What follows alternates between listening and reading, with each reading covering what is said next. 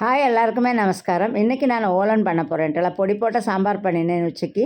அதுக்கு தொட்டுக்கிறதுக்கு ஓலன் பண்ண போகிறேன். ஓலனுக்கு வெள்ளைப்பயிறு வேக வச்சுட்டுருக்கேன். பச்சைப்பயிறு இருந்தாலும் போட்டுக்கலாம். பச்சைப்பயிறு இல்லாததுனால வெள்ளைப்பயிறு ஊற வச்சுட்டு அது வேக வச்சுட்டு அதுலேயே மத்தன், இளவன், பட்டையாக நறுக்கணும், இஞ்சி, பச்சை மிளகா போட்டு அதை வேக வச்சுட்டுருக்கேன். சரி, நிறையா கொத்தமல்லி வாங்கிட்டு வந்தேன்டா. அதோட அதெல்லாம் தண்டெல்லாம் பண்ணி வேஸ்ட் பண்ணாமல் இலையெல்லாம் தனியாக எடுத்து வச்சேன். அது தண்டு குப்பையில் போடாமல் அது ஏதோ ஒன்று பண்ணலான்னு சொல்லிட்டு இதெல்லாம் எங்கள் அம்மா சொல்லி தந்ததாக்கம்ட்டேலாம் எனக்கு எப்படியெல்லாம் மிச்சம் பண்ணணும்னு. அப்போது அந்த கொத்தமல்லி தண்டெல்லாம் வேஸ்ட் பண்ணாமல் ஏதாவது ஒன்று பண்ணலான்னு சொல்லிவிட்டு கொத்தமல்லி கட்டி பண்ணிக்கலான்னு சொல்லிவிட்டு அதுக்கு என்னென்ன போடணும்னா சமமளவு கடலைப்பருப்பு, உளுத்தம்பருப்பு, மிளகா வத்தல், பெருங்காயம் இதெல்லாம் போட்டு நல்லா வதக்கணும். நல்லா எண்ணெயை விடணும்ட்டேலாம்.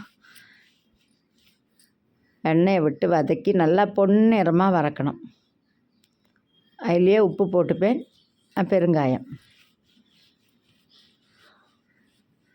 நிறைய பேருக்கு நான் மெசேஜ் பார்க்குறதில்லைன்னு சங்கடம். எனக்கு ஒரு நாளைக்கு 150 மெசேஜ் வருது, 200 ஃபோன் வருது. இல்லாமல் என்னோடய ஆன்லைனோடு தனியாக வர, என்னோடய சொந்தக்காரோடு வர. சாரிட்டலா, ஒரு சில பேரோடதெல்லாம் ரிப்ளை பண்ண முடியறதில்லை, என்னை மன்னிச்சுக்குங்கோ.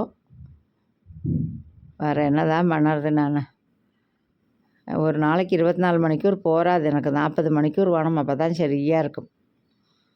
பார்த்தலாம், பொன்னிறமாக வறுத்தாச்சா. இங்கே ஓலனுக்கு அது வந்தாச்சு. தேங்காய் கொஞ்சம் தான் இருந்ததுட்டா, தேங்காய் பால் விடணும். துணூண்டு தான் தேங்காய் இருந்தது, இருக்கிறத விட்டேன். நம்படுத்தேன் போருமே. நான் ஃபுல்லாக சாப்பிட மாட்டேன், எனக்கு வேண்டிதான். அதுக்கப்புறம் அது தேங்காய் பால் கொதித்ததுக்கப்புறம் கருவேப்பிலையும் வெளிச்செண்ணையும் விட்டால் ஓலன் ரெடி. பாருங்கோ. அப்படியே இதை வறுத்தெடுத்ததை நல்லா பொடிச்சுக்கலாம்.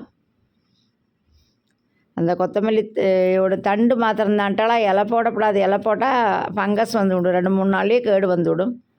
அதனால் அந்த இலையெல்லாம் எடுத்து தனியாக கவரில் போட்டு தண்டை பொடியாக நறுக்கி வச்சுட்டுருக்கேன். இது நல்லா திருப்பினதுக்கப்புறம் ஒரு சின்ன எலுமிச்சம்பழம் அளவுக்கு, ஒரு நெல்லிக்காய் அளவுக்கு புளியை போட்டு திரும்ப திருப்பியிருக்கேன். இந்த பக்கத்தில் இந்த ப்ளக் பாயிண்ட் சரியே இல்லை பாருங்க. அதெல்லாம் இதெல்லாம் அப்படி தண்டை வச்சுட்டுருக்கேன் பாருங்க. கீரைத்தண்டு மாதிரி தண்டு மாத்திரம்தான் இருக்குமா, இல்லை இலையே இருக்காது. அதை போட்டு திருப்பினா அப்படியே உருண்டு வரும், சுருண்டு வரும் சொல்லுவாள்லடா. இதெல்லாம் வேணும்னா கொஞ்சம் வெல்லம் போட்டுக்கலாம். நான் போடலை. நல்லா எங்கள் அம்மா நல்லா சுருக்குன்னு பண்ணுவோம் எருவு. நான் எருவு கம்மியாக தான் போட்டேன். அப்படியே பாருங்க, அப்படி சூப்பராக உருண்டு வந்திருக்கு பார்த்தீங்களா.